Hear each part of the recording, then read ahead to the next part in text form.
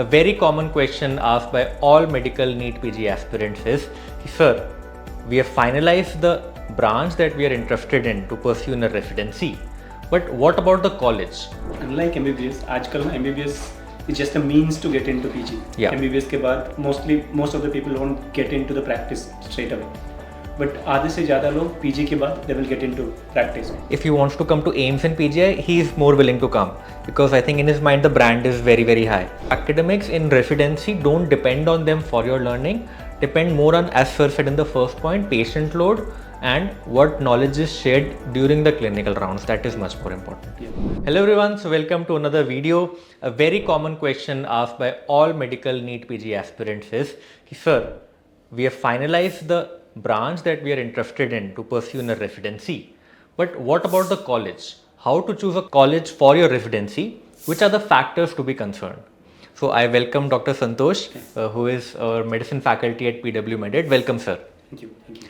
So the first question that I want to ask Santhosh sir, the number one factor which students should take into account before choosing their college for residency. Okay, so unlike MBBS, आजकल ना MBBS is just a means to get into PG. Yeah. MBBS के बाद most of the people won't get into the practice straight away.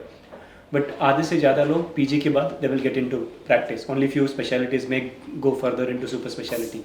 So residency के time it is important for us to equip ourselves to be ready for the practice. और उसके लिए ज़रूरी क्या है? If I'm talking about medical branches, then you should choose an institution which has got good patient load. So patient load is the number one factor while deciding the college for medical branches. But if one has to decide the colleges for surgical branches, obviously hand skills are more important. So I would say कि if the institution is giving you good cutting chances, then you should choose that for the surgical branches. That's the number one factor. And Rishabh, what do you think? What other factors matter here?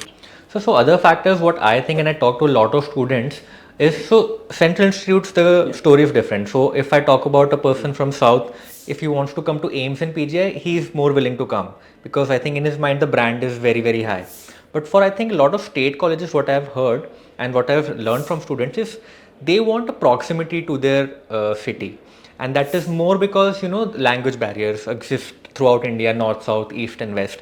And I also believe that, so if you're getting a top college of your state, it is as equal as any other college in the rest of the country as far as your NEET PG is concerned.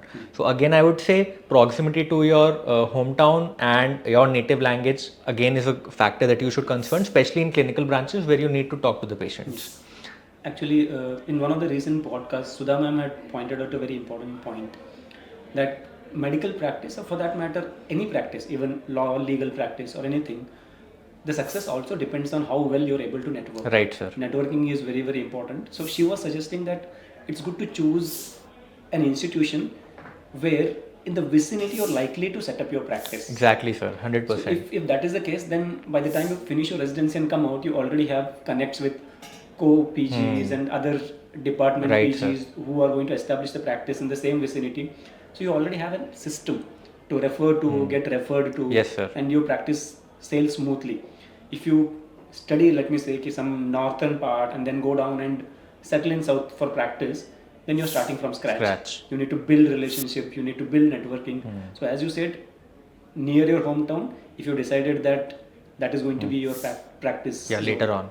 Yeah, so that's also a factor that someone has to take into account. In fact, one of the toppers from this year NEET PG, he's from Gujarat and he asked me this very question, Sir, I'm from Gujarat, I want to settle in Ahmedabad, I'm getting the top college of Ahmedabad, but should I go to Delhi colleges because they are considered higher? Yeah. So yes, it is, I said the same thing, your final aim is to settle in Ahmedabad. People recognize BJMC more than MAMC. Yeah. Right, so it is a good idea to do that from there. One more important question I want to ask, sir. Any other factor apart from these two? See, the third factor that is really very important is the bond. Because different state governments have different bond requirements. The bond period, as well as if you want to break the bond, the penalty that you need to bear. So that depending on how much you're willing to extend your study period. Basically, if you have to serve the bond period, then your study period is kind of extended. You're not free for practice soon after your residency, or how much you're willing to spend on coming out of that bond. That is the third factor that needs to be taken into consideration. If you're okay to work with the government in that extended bond period, or if you can afford to pay that penalty, money. then it's not a big deal. Then the other factors that we discussed is obviously more important. But for someone who is coming from a lower middle class, or where affordability to break the bond or even being able to serve the bond period is a concern, they have to think twice before they make a choice. Right, sir. And in fact, in this regard, I want to extrapolate a little bit. So let's say your bond period is 1 year.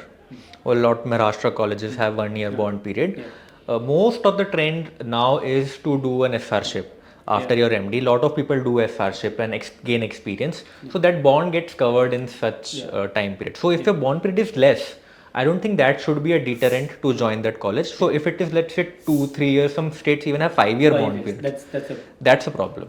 Yeah, I think that limits your freedom to do experience, super specialization, fellowship.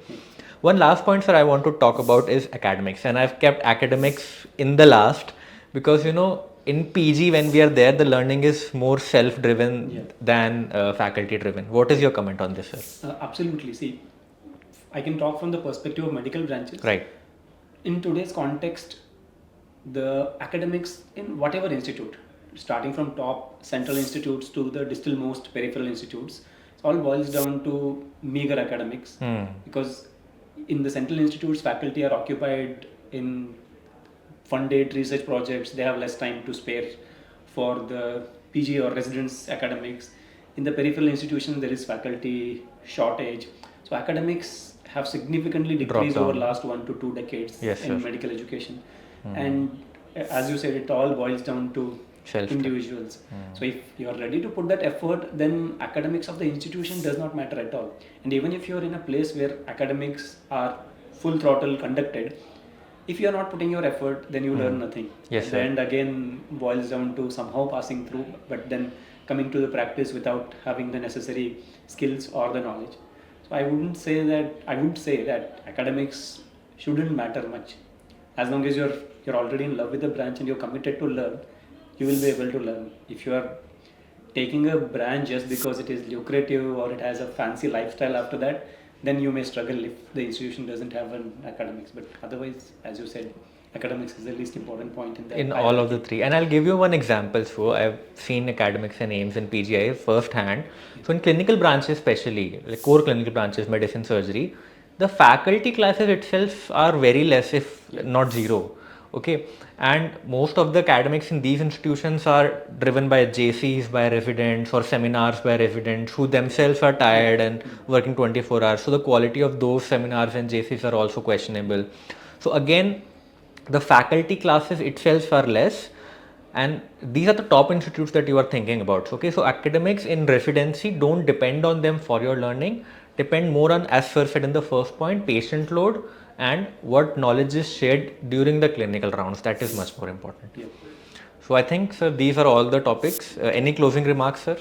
That's good. So most important factor while choosing what I will do after my MBBS is your love for the branch. If you're in love with a particular branch, stick to it. Don't see much about the institution or academics, and you will have a better life in comparison to just chasing some institution, compromising on the branch, or compromising on choosing some institution just because it has a brand value. In today's context, most of these things do not matter. All that matters is you. If you like your branch, you will do well in that branch no matter which institution you have. If you have the flexibility, consider the parameters that we have discussed, and that will help you to make a better choice. So that's all from our side, guys. Thank you and all the best for your upcoming counseling. All the best, guys.